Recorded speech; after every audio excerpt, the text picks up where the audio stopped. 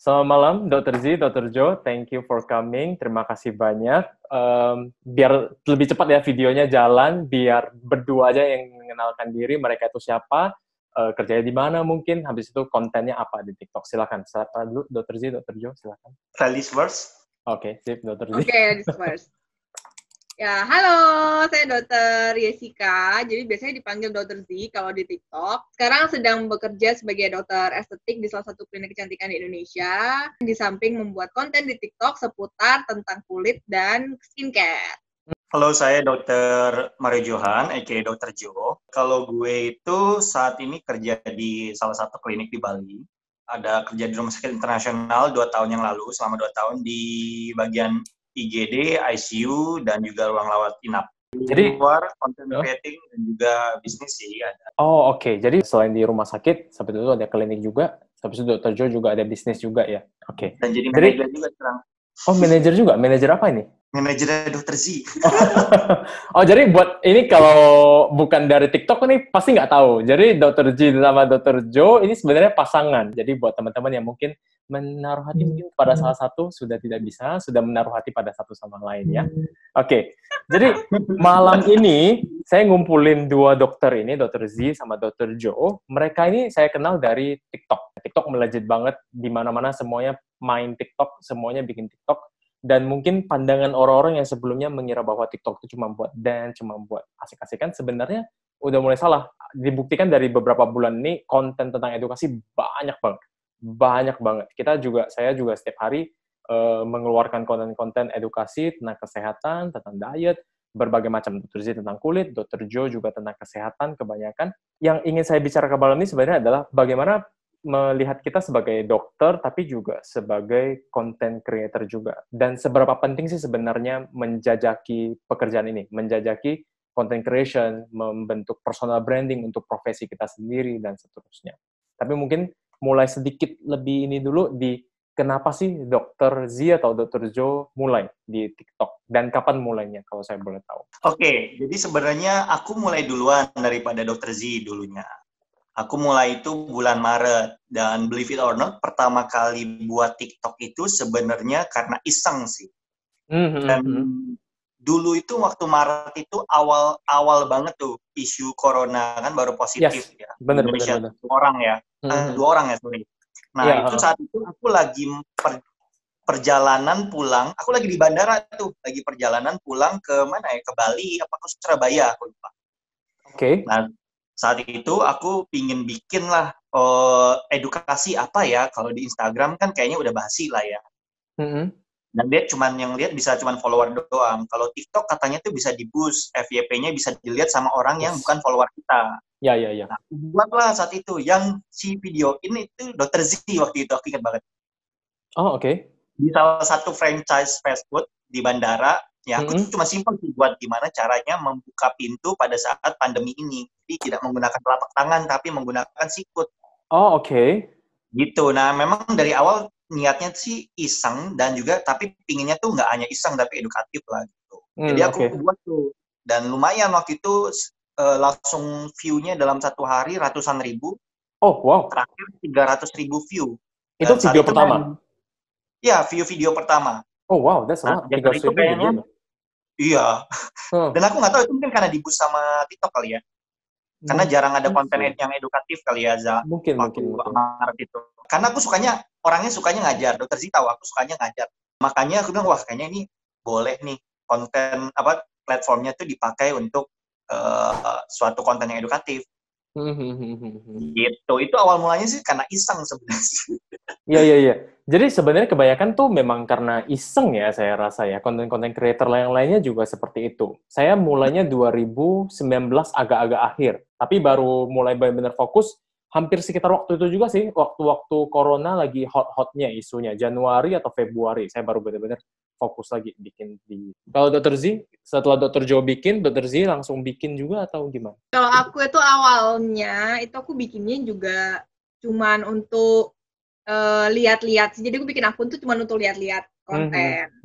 Terus entah kenapa tuh kayak banyak banget kan kayak nemuin konten-konten itu, terutama yang di bidang yang aku sehari-hari gelutin ya, jadi kayak di bidang skincare, kulit itu, banyak banget infonya yang kayak skincare hack, kayak gitu-gitu tuh yang agak kurang tepat gitu loh disampaikan. Jadi kayak dalam tanda kutip nih, kalau diikutin bisa berbahaya nih buat yang ngikutin gitu kan. Terus kayak Dr. Jo sendiri yang waktu itu tuh kayak nyuruh, kan kayak kamu bisa deh nih buat edukasi ini lewat platform ini gitu. Karena platform ini tuh nggak terlalu panjang, jadi dengan video pendek, tapi kita bisa sharing info dan kita bisa edukasi masyarakat tentang hal-hal yang benar gitu. Waktu itu nggak salah Mei, jadi awal Mei, aku lupa sih tanggal 4 apa 5-an, awal banget aku buat. Dan itu tuh masih yang benar-benar karantina kan, karena kalau nggak salah April Mei itu kan benar-benar ya masih PSBB. Ketatnya tuh PSBB segala macam. Jadi di kamar ya. doang kan gitu loh. Ya udah deh buat gue daripada nganggur. Akhirnya entah kenapa setelah beberapa kali buat itu jadi kayak jadi kayak nagih nih ya. Jadi kayak ternyata banyak banget yang membutuhkan edukasi gitu sebenarnya. Jadi ya udah akhirnya kita buat deh terus rutin. Saya juga kok salah satunya yang jadi lebih perhatian sama kulit gara-gara Dr. Z. Jadi lebih perhatian, maksudnya kayak lebih memperhatikan lah istilahnya, kayak harus pakai sabun cuci muka ya, harus pakai toner ya, harus pakai moisturizer ya, harus pakai sunblock ya gitu. Jadi lebih kayak kayaknya penting deh kayak gini. Jadi ada seperti itu. Menurut Dr. Z sama Dr. Jo sendiri sebenarnya seberapa penting sih dalam membentuk personal branding sendiri di TikTok dan di social media sebenarnya untuk dokter? Oke, kalau aku sih sebenarnya gini. Jadi pertama ada salah satu videoku tuh yang gede banget views-nya. Tapi bukan yang masalah MPASI pada anak usia dini ini ya. Sebelumnya tuh jauh ada yang videoku PPDS ya? Bukan, Cuka ini karena saya kerjanya di klinik hotel di Bali, which is banyak turis, banyak yang sport activity, water sport activity, kayak nyelam, surfing, dan lain-lain. Itu banyak banget yang kena dengan jellyfish. Nah, saya bilang Cuka ini sebenarnya bukan obat, tapi first aid, pertolongan pertama. Tapi jadi gini, saya tuh orangnya receh, tanda kutip. Ya. Terus suka ngajar, jadi saya udah ngajar aja. Sambil receh dan joget-joget. Ya, Dokter dia juga videonya banyak yang receh. Ya, banyak. Tapi masih 1 kali joget doang. Oke, lanjut. Silakan. Sama saya urat malunya udah putus emang, Dok. Oh iya. Udah lama. Iya. Jadi ya udah saya kasih edukasi seperti itu, terus rame, terus sempat di repost juga sama beberapa akun Instagram kedokteran. Oh, oke. Nah, terus saya mirisnya adalah di beberapa akun Instagram kedokteran itu banyak yang tanda kutip menyerang saya sih sebenarnya dari teman-teman sejawat. Oke. Bilang joget-joget, udah maksimal banget effortnya, tapi kok nggak lucu ya dan segala macam. Nah itu yang sebenarnya salah satu tujuan awal saya buat TikTok. Kenapa? Selain edukasi, iseng, tapi juga memang menyalurkan kerecehan saya. Nah, karena awal banget saya masuk ke dokteran itu, di semester pertama saya diputerin film, namanya Dr. Patch Adams. Dokter Dian tahu nggak? Saya juga kok diputerin itu juga. Apa memang ada masuk kurikulum dalam film itu? Patch Adams kan? Iya, saya juga diputerin kok. Iya, masuk kurikulum kali ya. Oh, masuk kurikulum kali Patch Adams tuh. Oke. Mungkin ya. Iya. Jadi di Bali gimana? Diputerin nggak Dr. Patch Adams? Oh, mungkin tidak. Enggak ya. Mungkin enggak ya. Oke. Itu kalau teman-teman yang nggak tahu, itu salah satu dokter di England atau di Inggris yang dia bahkan rela pakai baju badut untuk menghibur pasiennya gitu loh. Iya. Karena bagi dia itu kesehatan yang pertama itu adalah kalau kamu bahagia. Nah, saya itu sampai sekarang membekas, makanya saya kasih informatif dengan recehan lah, joget-joget dan segala macam. Tapi sayangnya, di dalam dunia kedokteran, mungkin teman-teman sejawat banyak yang nggak mengerti tentang hal itu, dan banyak yang menyerang saya. Dan saya bilang, ya mungkin buat kamu ini nggak menghibur, tapi di TikTok kamu bisa lihat ini videonya, views-nya, likes-nya ratusan ribu, jutaan bahkan kalau nggak salah views-nya. Dan ini menghibur, dan dengan cara ini tuh membekas di para viewers saya gitu loh. Informasinya membekas, karena algoritmanya TikTok kan kalau misalkan nggak banyak yang views kan mendem ya dok ya Iya viewsnya. benar. Nggak banyak yang lihat. Nah saya tuh joget-joget buat dengan receh, buat dengan humor supaya apa? Supaya banyak orang yang views dan informasinya masuk.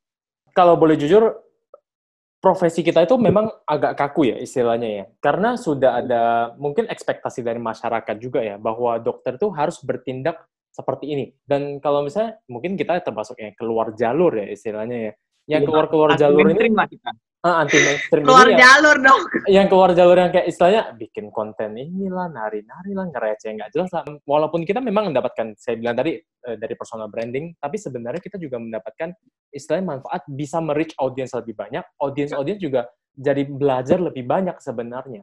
Dr. Joe sendiri kalau masalah yang cuka apa segala itu, kalau orang-orang yang mungkin nggak tahu sebelumnya, sekarang mereka udah tahu, oh kalau misalnya ada kena masalah ini, ya kita bisa menggunakan cuka sebenarnya. Kalau aku kurang lebih sama sih. Istilahnya miris sih kalau misalnya kita memberikan informasi, misalnya kayak kemarin ya, informasi tentang lemon, contohnya lagi lemon, ini kasihan banget sih lemon jadi kambing hitam. Iya, biasa. Contohnya tentang lemon gitu ya. Saya juga terus setelah kita kasih, kayak ada beberapa tuh yang kayak, loh tapi di YouTube tuh banyak, dan sekarang kan bahan alami lebih ini. Terus katanya si A tuh bisa, katanya ini tuh sih bisa, lihat di Google ini bisa, dan segala macam. Nah itu kayak mengelus dada gitu. Maksudnya tujuannya kita tuh baik kan, maksudnya memberikan informasi yang benar sesuai dengan kenyataan dan informasi sains, dan memang ada evidence base-nya gitu. Tapi karena didahului oleh informasi-informasi misleading yang sudah beredar di luaran dan di dunia maya, akhirnya pendapat kita ini jadi istilahnya kayak jadi second opinion gitu, yang harus mereka pertimbangkan di belakang semua pendapat-pendapat dunia maya yang lain gitu. Jadi kayak aku merasa penting banget sih ahli-ahli seperti dokter, terus apoteker mungkin, kemudian ahli-ahli lain yang memang mereka kompeten di bidangnya ya, bukan hanya soal kesehatan aja, soal yang lain mungkin fashion dan lain sebagainya, itu mempunyai personal branding yang lebih kuat karena itu akan mempermudah pada saat kita memberikan informasi yang memang informasi ini benar gitu. Saya senang banget sih sebenarnya makin banyak dokter yang masuk. Pas saya awal mulai itu, sebelum Dr. Joe masuk itu, mungkin cuma 3 atau 4 orang ya setahu saya ya dokter ya. Tapi sekarang saya lihat udah banyak banget. Dan nggak cuma dokter aja yang bidang kesehatan ya. Ada bidan juga, kapan hari saya lihat ada yang masuk FYP saya. Ada perawat juga. Saya sudah mulai banyak nakes lain yang masuk juga ke TikTok, istilahnya untuk memberikan edukasi. Karena misinformasi seperti itu masih banyak banget gitu loh. Sebenarnya semakin banyak teman-teman yang masuk istilahnya ya, nakes juga ya, dalam memberikan edukasi dalam bidang-bidang lainnya, saya yakin banget bakal lebih baik istilahnya. Penyebaran informasi yang betul akan lebih banyak, sehingga informasi-informasi yang salah, istilahnya itu bisa lebih tertekan. Nggak bilang juga dokter sebenarnya nggak bisa kasih informasi yang salah loh. Sebenarnya dokter juga beberapa ada yang bisa kasih informasi yang salah. Jelas. Nah, cuman yang pola pikirnya seperti ini, kalau dokter aja bisa kasih informasi yang salah, apalagi yang orang awam gitu kan. Untuk masalah kesehatan ya. Ya, untuk masalah kesehatan.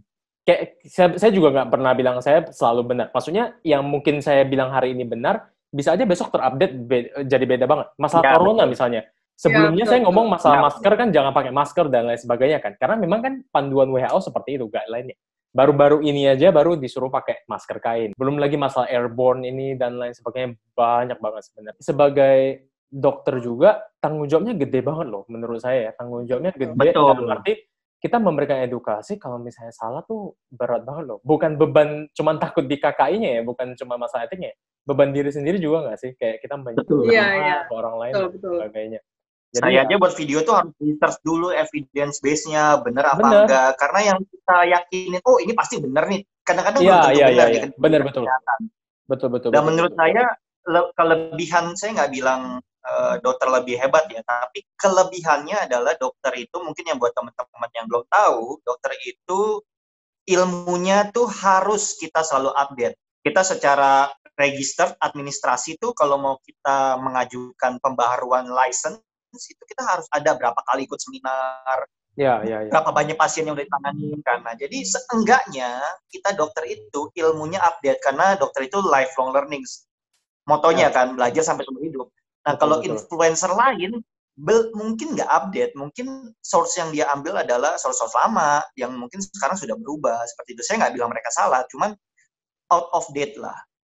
Dan nggak semua influencer juga ya seperti itu. Ada juga influencer yang bagus, maksudnya mereka punya basis ilmu yang bagus. Istilahnya mereka udah memang passionate terhadap bidang tersebut, mereka belajar lebih jauh lagi, lebih dalam lagi. Nah, itu juga bagus sebenarnya. Cuman harus ada basis ilmunya sebenarnya. Kalau manfaat dari TikTok sendiri, ada nggak dok yang dokter dapatkan? Kalau manfaat TikTok sih secara pribadi, kayak aku lebih banyak bisa dapat ilmu-ilmu yang kayak baru banget. Dan itu kayak, ya ampun, ternyata ada